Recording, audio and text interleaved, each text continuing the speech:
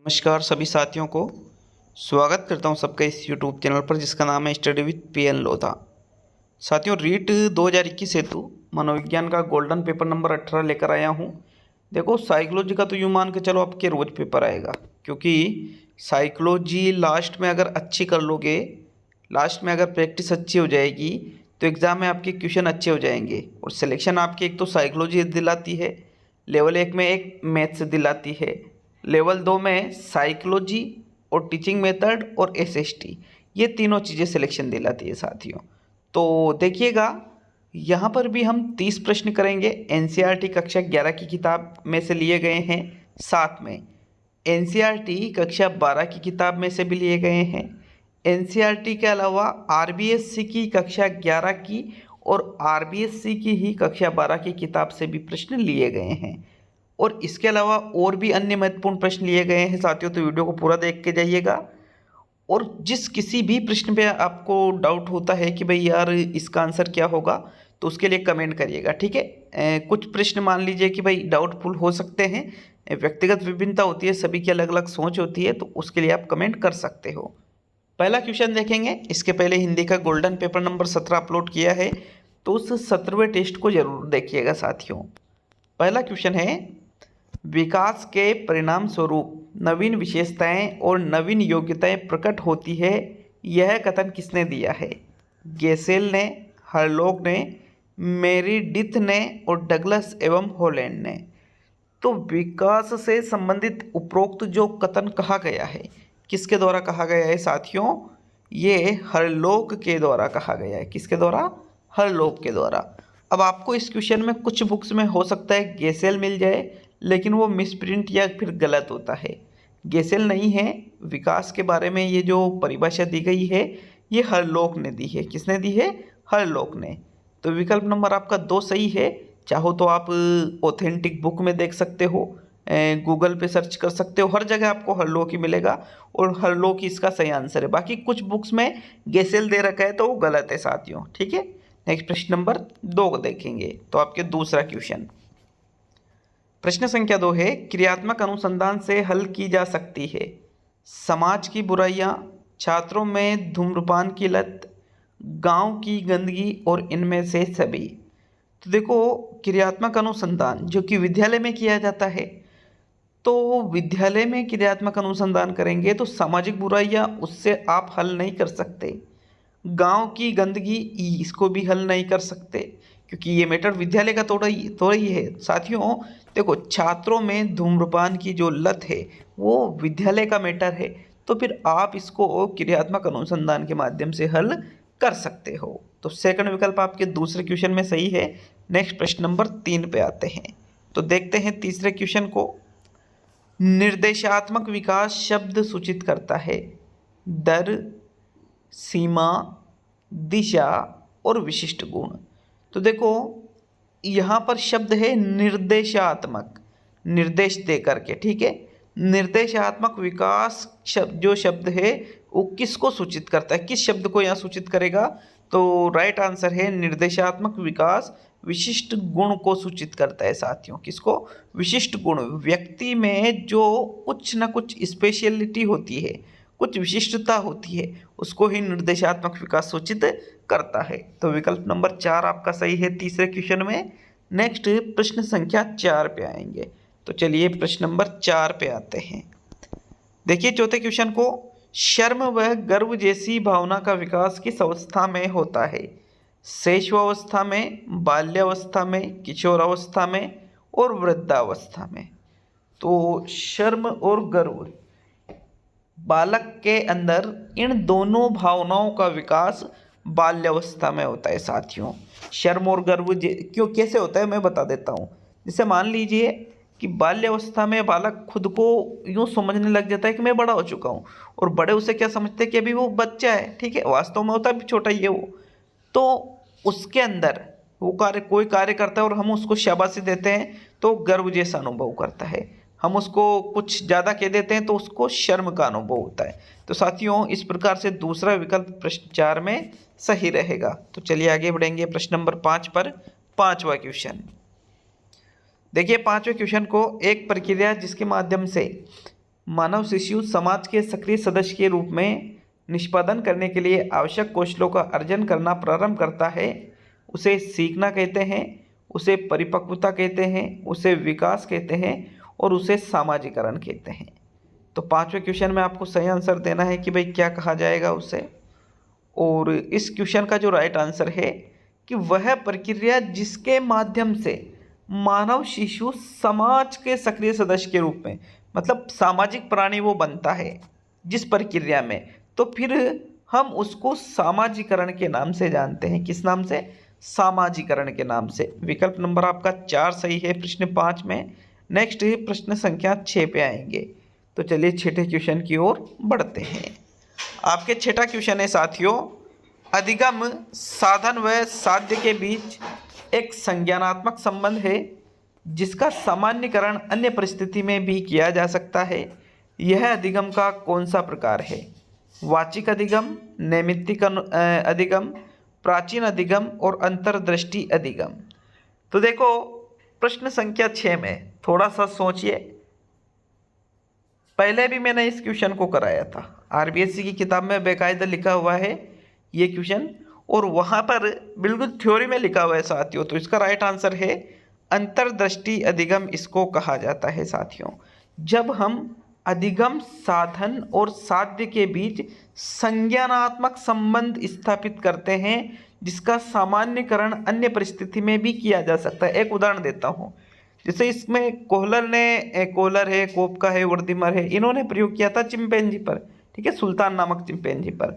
तो अंतर्दृष्टि उसको, ठीक है, अंतर्दृष्टि का सिद्धांत था ये कि भाई एक बार तो केलों पर प्रयोग किया कि केलों को थोड़ी दूर रखा जहाँ उसका हाथ नहीं पहुँच सके, फिर वहाँ पर एक छड़ी रख दी, वो भी नहीं पहुँची, फिर एक और छड़ी रख दी, दोनों को मिलाकर के उसने केलों को प्राप्त कर लिया था। तो साथियों इस प्रकार से ये अंतर्दृष्टि का सिद्धांत था। अब यदि ऐसी परिस्थिति फिर आती तो जिसका सामान्यकरण अन्य परिस्थिति में भी किया जा सकता है, तो यदि इस चीज का उपयोग वो दूसरी परिस्थिति में भी कर ले तो फिर वही अंतर्दृष्टि अधिगम कहलाता है। इसलिए चौथा ही विकल्प आपके प्रश्न 6 में सही है। तो चलिए आगे बढ़ेंगे प्रश्न नंबर 7 पर। 7वां क्वेश्चन, प्रश्न नंबर 7 है, निम्नलिखित में से कौन सा कथन विकास के बारे में सही है? विकासात्मक परिवर्तन एक सीधी रेखा में होता है। विकास भिन्न व्यक्तियों में भिन्न भिन्न गति से होता है। विकास जन्म से किशोरावस्था तक आगे की ओर बढ़ता है और फिर पीछे की ओर बढ़ता है। विकास जन्म से किशोरावस्था तक बहुत तीव्र गति से होता है और फिर रुक जाता है। तो देखो आपको इनमें से विकास के बारे में जो कथन सही लग रहा है उसका चयन करना है साथियों। तो 7वें क्वेश्चन में जो राइट आंसर रहेगा आपके वो रहेगा विकासात्मक परिवर्तन एक सीधी रेखा में होता है। ये गलत है, सीधी रेखा में बिल्कुल एक सीधी रेखा में नहीं होगा, बल्कि राइट आंसर है विकास भिन्न व्यक्तियों में भिन्न भिन्न गति से होता है, क्योंकि व्यक्ति की विभिन्नता पाई जाती है। ये किशोरावस्था तक आगे की ओर बढ़ता है और फिर पीछे की ओर। गलत है, पीछे की ओर नहीं बढ़ता है विकास। किशोरावस्था तक बहुत तीव्र गति से होता है और फिर धीमी गति से हो सकता है, लेकिन रुकता नहीं है विकास। इसलिए ओनली सेकंड विकल्प ही आपके 7वें प्रश्न में सही है। तो नेक्स्ट प्रश्न नंबर 8, मैं उससे घृणा करने के बजाय वह मुझसे घृणा करती है। उपयुक्त उदाहरण में समायोजन की कौन सी विधि प्रयुक्त की गई है? अंतर्वेशन, प्रक्षेपण, प्रतिस्थापन और तर्क संगतिकरण। तो देखो मैं उससे घृणा करने के बजाय वह मुझसे घृणा करती है, तो यहाँ पर आरोप लगाया जा रहा है, ठीक है, कि मैं नहीं घृणा करता हूँ, वह मुझसे करती है, मतलब सामने वाले के ऊपर आरोप लगाया जा रहा है। तो फिर आरोप किस पर कौन सी विधि में लगाते हैं? प्रक्षेपण में लगाते हैं साथियों। तो यहाँ सेकंड विकल्प आपके प्रश्न नंबर 8 में सही है। नेक्स्ट प्रश्न संख्या 9 पे आते हैं। तो 9वां क्वेश्चन है आपके, ये देखिएगा 9वें क्वेश्चन को, किस सिद्धांत के अनुसार सृजनात्मकता अवबोध पर निर्भर करती है? मनोविश्लेषण सिद्धांत, साहचर्यवाद सिद्धांत, अंतर्दृष्टिवाद का सिद्धांत और अस्तित्ववाद का सिद्धांत। तो देखो सृजनात्मकता अवबोध पर निर्भर करेगी, ये जो सिद्धांत है ये सृजनात्मकता के सिद्धांत हैं, अधिगम के सिद्धांत नहीं है, सृजनात्मकता के भी सिद्धांत होते हैं साथियों। उसमें अंतर्दृष्टिवाद का जो सिद्धांत है इसमें बताया गया है कि जो व्यक्ति के अंदर सृजनात्मकता होती है वो अवबोध पर निर्भर करती है। थर्ड विकल्प आपके 9वें क्वेश्चन में सही है, बिल्कुल सही है ये, है ना। नेक्स्ट प्रश्न संख्या 10 को देखेंगे। तो चलिए 10वां प्रश्न। आंसर जे एक व्यक्तिगत प्रश्नावली का प्रयोग नहीं किया जाता है। विकल्प है अंतर्मुखता बहिर्मुखता का मापन करने के लिए, सांवेगिक स्थिरता अस्थिरता का मापन करने के लिए, मनस्तापिता का मापन करने के लिए और मनोविकारों की पहचान करने के लिए। तो देखो 10वें क्वेश्चन में जो सही आंसर है, हेंस आइंजैक ने जो अपनी व्यक्तिगत प्रश्नावली दी है उसमें अंतर्मुखता बहिर्मुखता इन्होंने बताया है, सांवेगिक स्थिरता अस्थिरता इन्होंने बताया है, मनस्तापिता बताया, लेकिन मनोविकार इसमें नहीं बताया गया है साथियों। इसलिए आपके चौथा विकल्प प्रश्न संख्या 10 में सही है। भाई तीन आयाम हैं हेंस आइंजैक की व्यक्तिगत प्रश्नावली में, अंतर्मुखता बहिर्मुखता, सांवेगिक स्थिरता अस्थिरता और मनस्तापिता, लेकिन मनोविकार जैसी कोई चीज नहीं बताई गई है। तो चौथा विकल्प आपके 10वें प्रश्न में सही है। नेक्स्ट प्रश्न नंबर 11 को देखेंगे। 11वां प्रश्न है, जीवन में विकास तथा वर्धन का पूरा होना परिपक्वता कहलाता है, यह परिभाषित किया। थॉर्नडाइक ने परिभाषित किया, सार्टेन ने परिभाषित किया, सीएल हल ने परिभाषित किया और शेरमैन है ये, शेरमैन। तो साथियों यहाँ पर देखिएगा, पहला दूसरा तीसरा है चौथा विकल्प। परिपक्वता की ये परिभाषा किसने दी है कि भाई जीवन में विकास और वर्धन का पूरा होना ही परिपक्वता है। तो ये परिभाषा सार्टेन के द्वारा दी गई है साथियों। जैसलमेर में 2013 की जो शिक्षक भर्ती थी वहां पर यह क्वेश्चन आया था। सेकंड विकल्प 11वें प्रश्न में सही है, सार्टेन। तो चलिए नेक्स्ट प्रश्न नंबर 12 पे आएंगे। 12वां क्वेश्चन देख लेते हैं। अधिगम के बारे में कौन सा कथन असत्य है? अधिगम व्यवहार में परिवर्तन है, अधिगम निष्पादन से भिन्न होता है, अधिगम वृद्धि व परिपक्वता के कारण होता है और अधिगम से व्यवहार में तुलनात्मक रूप से स्थायी परिवर्तन आता है। तो देखो असत्य कथन की अगर हम बात करें अधिगम के संबंध में, तो बिल्कुल अधिगम व्यवहार में परिवर्तन बिल्कुल सही है। व्यवहार में जो परिवर्तन होता है उसे हम अधिगम कहते हैं। अधिगम निष्पादन से भी भिन्न माना जाता है, निष्पादन अलग है, अधिगम अलग है। अधिगम वृद्धि व परिपक्वता के कारण, तो ये गलत है साथियों। वृद्धि और परिपक्वता के कारण हम जो सीखते हैं उसको अधिगम नहीं कहा जाता है। ये कथन क्या है? गलत है। क्या पूछा था? असत्य। तो मतलब आपका विकल्प नंबर 3 ही आंसर रहेगा। बाकी जो चौथा विकल्प है अधिगम से व्यवहार में तुलनात्मक रूप से स्थायी परिवर्तन आता है, बिल्कुल सत्य है। तो राइट आंसर कौन सा है 12वें क्वेश्चन में? विकल्प नंबर 3। चलिए नेक्स्ट प्रश्न नंबर 13 को देखेंगे। तो 13वां क्वेश्चन है साथियों आपके, शरीर के संवेदी ग्राहकों द्वारा प्राप्त प्रारंभिक सूचनाएं कहलाती है प्रत्यक्षीकरण, संवेदना, संज्ञान और अनुकूलन। तो जो संवेदी ग्राहक मतलब क्या होता है?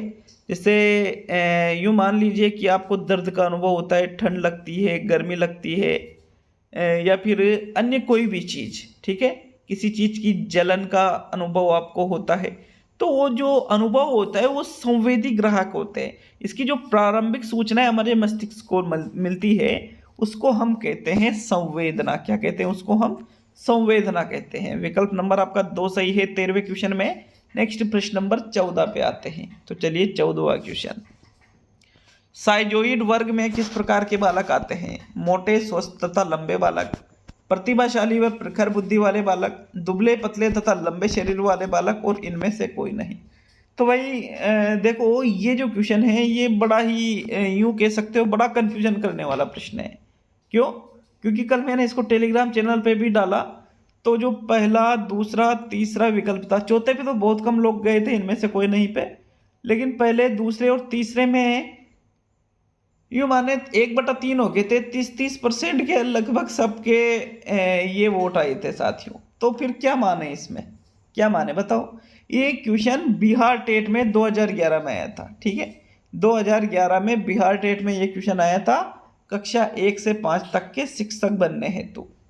अब वहाँ पर जब मैंने इस क्वेश्चन को देखा तो मुझे मिला था प्रतिभाशाली व प्रखर बुद्धि वाले बालकों के लिए साइजोइड वर्ग शब्द का इस्तेमाल किया जाता है। तो यह दूसरा विकल्प सही है, लेकिन फिर मुझे एक जगह मिला, मतलब ये तो मुझे कम से कम 7 से 8 जगह मिला कि साइजोइड वर्ग में प्रतिभाशाली और प्रखर बुद्धि वाले बालक आते हैं। फिर उसके बाद में कुछ जगह दुबले पतले तथा लंबे शरीर वाले बालक भी मिले। फिर कुछ जगह मोटे, स्वस्थ तथा लंबे भी मिले और एक जगह तो इनमें से कोई भी नहीं, ये भी मिला।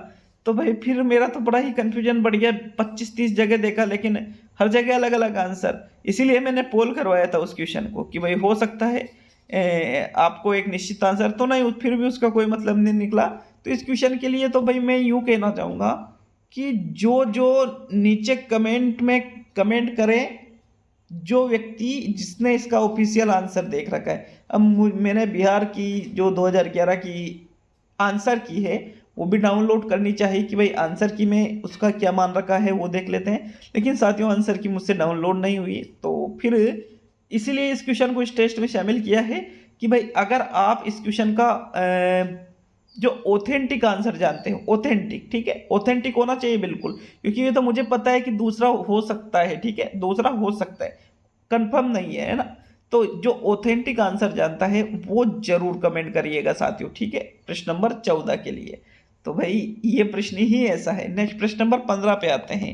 तो 15वां क्वेश्चन, निम्न में से कौन सा बच्चों हेतु वेशलर बुद्धि मापने की एक निष्पादन मापनी है? अंक गणितीय, सदृशता या समानता, शाब्दिक तर्क और चित्रपूर्ति। तो प्रश्न संख्या 15 में जो राइट आंसर है वेशलर बुद्धि मापनी एक व्यक्तिगत मापनी है साथियों, ये ठीक है, व्यक्तिगत बुद्धि परीक्षण है ये, जिसमें चित्रपूर्ति कराई जाती है। व्यक्तिगत क्रियात्मक बुद्धि परीक्षण है, व्यक्तिगत क्रियात्मक बुद्धि परीक्षण का ये एक प्रकार है। तो चौथा विकल्प आपके 15वें क्वेश्चन में सही है। नेक्स्ट प्रश्न संख्या 16 पे आएंगे। हार्वर्ड गार्डनर द्वारा निम्न में से एक को छोड़कर बाकी सभी बुद्धि के प्रकार बताए गए हैं। भाषाई, सृजनात्मकता, अंतर्वैयक्तिक और स्थान संबंधी। तो साथियों हार्वर्ड गार्डनर के द्वारा स्थानिक बुद्धि भी बताई है, अंतर्वैयक्तिक बुद्धि भी बताई है, भाषाई बुद्धि भी बताई है, लेकिन सृजनात्मकता जैसी कोई बुद्धि हार्वर्ड गार्डनर ने नहीं बताई है। तो अब के जो ये 16वां क्वेश्चन है इसमें सृजनात्मकता मतलब विकल्प नंबर 2 सही है। तो चलिए आगे बढ़ते हैं प्रश्न नंबर 17 पर। 17वां क्वेश्चन है, तनाव को कम करने की अप्रत्यक्ष विधि का उपाय निम्न में से कौन सा है? लक्ष्यों का प्रतिस्थापन, आत्मीकरण, बाधा का निवारण और निर्णय। तो तनाव को कम करने के लिए जो हम अप्रत्यक्ष विधियों का उपयोग करते हैं, एक होती है प्रत्यक्ष विधि और एक होती है अप्रत्यक्ष विधि। तो साथियों जब हम लक्ष्यों का प्रतिस्थापन कर देते हैं, बाधा का निवारण कर देते हैं, निर्णय लेकर उसका हल कर लेते हैं, तो ये समायोजन की प्रत्यक्ष विधि है, लेकिन आत्मीकरण यहाँ पर अप्रत्यक्ष विधियों के अंतर्गत आती है। दूसरा विकल्प आपके 17वें क्वेश्चन में सही है। नेक्स्ट आगे बढ़ते हैं प्रश्न नंबर 18 पर। तो मित्रों 18वां क्वेश्चन देख लेते हैं। विविध पृष्ठभूमि वाले बालकों की पहचान का सबसे उपयुक्त व प्रत्यक्ष कारक कक्षा में दिखाई देता है। भाषा एवं संप्रेषण की कुशलता, शब्द भंडार, शारीरिक भाषा व अंग संचालन और निवास स्थान व स्थानीयता। तो देखो विविध पृष्ठभूमि मतलब अलग अलग जगह से जो बालक आते हैं, अलग अलग पृष्ठभूमियाँ जिनकी होती है, उन बालकों की यदि आपको पहचान करना है तो सबसे उपयुक्त मतलब सबसे बेस्ट और प्रत्यक्ष कारक कक्षा में क्या दिखाई देगा? भाषा एवं संप्रेषण की कुशलता, कि किस प्रकार वो भाषा का प्रयोग करते हैं, किस प्रकार अपनी भाषा को संप्रेषित करते हैं। तो ये चीज़ें देखकर ही हम ये पता लगा सकते हैं कि बालक अलग अलग पृष्ठभूमि से है या नहीं। प्रथम विकल्प 18वें क्वेश्चन में सही है। नेक्स्ट प्रश्न नंबर 19 पे आते हैं। चिंतन क्या है? प्रतीकों का प्रयोग, भाषा का प्रयोग, प्रत्यक्षिक प्रक्रिया और संप्रत्य अधिगम। तो साथियों चिंतन इनमें से क्या रहेगा? प्रतीकों का जो हम प्रयोग अपने मस्तिष्क में करते हैं उसको ही चिंतन कहा जाता है। प्रथम विकल्प आपके 19वें क्वेश्चन में सही है। नेक्स्ट प्रश्न नंबर 20 को देखेंगे। तो चलिए 20वें क्वेश्चन की ओर। आपकी प्रश्न संख्या 20 है, प्रासंगिक अंतर्बोध परीक्षण में निम्न में से कौन सी सामग्री का उपयोग किया जाता है? स्याही के धब्बे, चित्र, वाक्य और एकल शब्द। तो जो प्रासंगिक अंतर्बोध परीक्षण है साथियों, इसमें चित्रों का प्रयोग किया जाता है व्यक्तित्व के मापन हेतु। व्यक्तित्व मापन की ये प्रक्षेपी विधियों के अंतर्गत आती है प्रासंगिक अंतर्बोध परीक्षण। इसमें किसका प्रयोग करते हैं? चित्र का प्रयोग करते हैं। तो विकल्प नंबर आपका 2 सही है 20वें क्वेश्चन में। नेक्स्ट आगे बढ़ते हैं प्रश्न संख्या 21 पर। तो चलिए 21वें क्वेश्चन की ओर बढ़ेंगे। आपके प्रश्न नंबर 21 है, एक परिस्थिति में सीखा हुआ काम दूसरी परिस्थिति में किया जा सकता है। यह कथन किस सीखने के नियम पर आधारित है? अभ्यास का नियम, आत्मीकरण का नियम, प्रभाव का नियम और तत्परता का नियम। तो देखो, तत्परता का नियम तो क्या कहता है कि जब तक हम सीखने के लिए तत्पर या तैयार नहीं रहते हम किसी भी विषय वस्तु को नहीं सीख सकते। प्रभाव या परिणाम का नियम कहता है कि व्यक्ति के लिए, व्यक्ति जो भी कार्य सीखना चाहता है तो उसका जो प्रभाव या परिणाम है वो संतोषजनक रहना चाहिए। अगर वो संतोषजनक है तो बिल्कुल व्यक्ति उसको सीख जाएगा, तो ये भी आपका आंसर नहीं है। अभ्यास का नियम कहता है कि व्यक्ति को किसी भी कार्य को सीखने के लिए, किसी भी कठिन से कठिन कार्य को सीखने के लिए अभ्यास की आवश्यकता होती है। अभ्यास से आप कठिन से कठिन कार्य को भी आसानी से सीख सकते हो। लेकिन आत्मीकरण का नियम क्या कहता है कि व्यक्ति के सामने जब नया ज्ञान आता है तो उसको वो पुराने ज्ञान में समायोजित करके वापस नए ज्ञान को सीखने के लिए तैयार हो जाता है। साथियों, यहाँ पर आत्मीकरण, देखो, एक परिस्थिति में जो सीखा हुआ ज्ञान है यदि हम उसका दूसरी परिस्थिति में उपयोग करें तो उसको फिर हम आत्मीकरण का नियम कहते हैं। सेकंड विकल्प 21वें प्रश्न में सही है। नेक्स्ट प्रश्न नंबर 22। तो ये रखिए, देखिएगा 22वें क्वेश्चन को। निम्नलिखित में से कौन सा स्तर शिक्षण का है? परावर्तक, अंतःक्रियात्मक, प्रक्षेपण और संकलित। तो शिक्षण के स्तरों के अंतर्गत इनमें से किस विकल्प वाले स्तर को सम्मिलित करेंगे? तो प्रश्न नंबर 22 में जो सही आंसर है वो है आपके शिक्षण के स्तर के अंतर्गत अंतःक्रियात्मक स्तर आएगा। साथियों, अंतःक्रियात्मक मतलब क्या होता है? क्रिया के माध्यम से बच्चे को शिक्षण करवाना। विकल्प नंबर 2 सही है 22वें क्वेश्चन में। नेक्स्ट बढ़ते हैं अब हम प्रश्न नंबर 23 पर। तो 23वां क्वेश्चन देखेंगे। प्रश्न नंबर 23 है, पावलोव के सिद्धांत में अनुबंधन होता है। कुत्ते का घंटी के साथ, घंटी का कुत्ते के साथ, घंटी का भोजन के साथ, भोजन का कुत्ते के साथ। देखो, अनुबंधन का सिद्धांत पावलोव का सभी ने पढ़ ही रखा होगा। अब उसमें क्या किया जाता है कि भाई पहले घंटी बजाई जाती है, फिर भोजन दिया जाता है, घंटी बजाई जाती है, फिर भोजन दिया जाता है। तो घंटी बजाने के तुरंत बाद भोजन देते हैं तो घंटी बजते उसके मुंह में लार आ जाती है। तो वहाँ पर साथियों ऐसा इसलिए हुआ है क्योंकि घंटी का अनुबंधन किसके साथ हो गया है? भोजन के साथ। इसलिए यहाँ थर्ड विकल्प सही है। घंटी का भोजन के साथ इसमें अनुबंध होता है जिसके कारण घंटी बजते ही कुत्ते के मुंह में लार आ जाती है। तो चलिए नेक्स्ट प्रश्न नंबर 24 पर 24वां क्वेश्चन देखेंगे। शिक्षा का अधिकार संविधान संशोधन के द्वारा किस वर्ष में समवर्ती सूची में डाला गया? 1952, 1976, 1986 और 1992। तो शिक्षा का अधिकार संविधान संशोधन हुआ था 1976 में। उस संविधान संशोधन का नाम था 42वां संविधान संशोधन, जिसके अंतर्गत शिक्षा को किसमें सम्मिलित किया गया था? समवर्ती सूची में। अर्थात शिक्षा जो है वो समवर्ती सूची का विषय है और इस पर राज्य सरकार और जो केंद्र सरकार है दोनों को कानून बनाने का अधिकार होता है। तो ये होती है समवर्ती सूची। साथियों, आपके सेकंड विकल्प प्रश्न 24 में सही है कि भाई 1976 में शिक्षा को समवर्ती सूची में डाला गया। नेक्स्ट प्रश्न नंबर 25 पे आते हैं। 25वां प्रश्न, बार बार दोहराए जाने वाले स्वचालित व्यवहार को कहते हैं? प्रवृत्ति, आदत, पुनरावृत्ति और सहज क्रियाएं। देखो, यदि हम किसी व्यवहार को बार बार दोहराते हैं, स्वचालित मतलब अपने आप वो व्यवहार होता रहता है, तो फिर हम उसको क्या कहेंगे? आदत कहते हैं। क्या कहते हैं उसको? आदत। बार बार दोहराए जाने वाले स्वचालित व्यवहार को आदत के नाम से जाना जाता है। सेकंड विकल्प आपके 25वें क्वेश्चन में सही है साथियों। नेक्स्ट आगे बढ़ते हैं प्रश्न नंबर 26 पर। तो 26वां क्वेश्चन देखेंगे।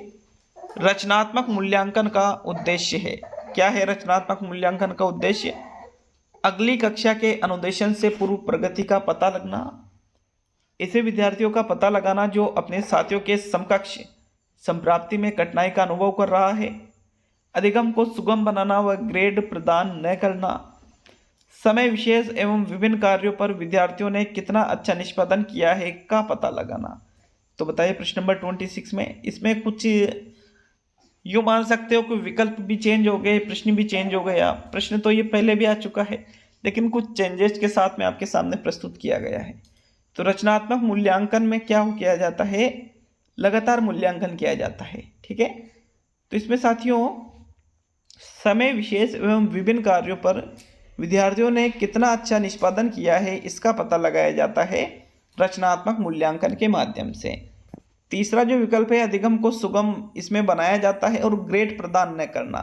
तो साथियों सिर्फ सुगम बनाना ही ये उतना काफ़ी नहीं है, इसलिए चौथा विकल्प यहाँ पर सही रहेगा। बाकी कठिनाई का अनुभव जिसमें किया जाता है उसके लिए तो निदानात्मक शिक्षण किया जाता है, हालांकि निदान भी रचनात्मक मूल्यांकन के अंतर्गत ही आता है। तो फिर कमेंट कर सकते हो। बाकी मैं रहूँगा यहाँ पर चौथे विकल्प पर। चौथा विकल्प यहाँ पर सही है 26 में। चलिए आगे बढ़ेंगे प्रश्न नंबर 27 पर। 27वां प्रश्न, प्रभावीकृत परीक्षण क्यों कराए जाते हैं? मंदबुद्धि बालकों की पहचान करने के लिए, प्रतिभाशाली बालकों की पहचान करने के लिए, पिछड़े बालकों की पहचान करने के लिए और बहरे बालकों की पहचान के लिए। तो देखो जो प्रभावीकृत परीक्षण है वो इसलिए कराए जाते हैं ताकि प्रतिभाशाली बालकों की पहचान हो सके, इसलिए साथियों प्रभावीकृत परीक्षण करते हैं। तो विकल्प नंबर आपका 2 सही है 27 में। नेक्स्ट प्रश्न नंबर 28। देखो किसी भी प्रश्न पे डाउट हो कमेंट करिएगा, ठीक है, बिल्कुल निसंकोच होके कमेंट करिएगा, आपको जवाब जरूर मिलेगा साथियों। 1 सेकंड रुकना अब।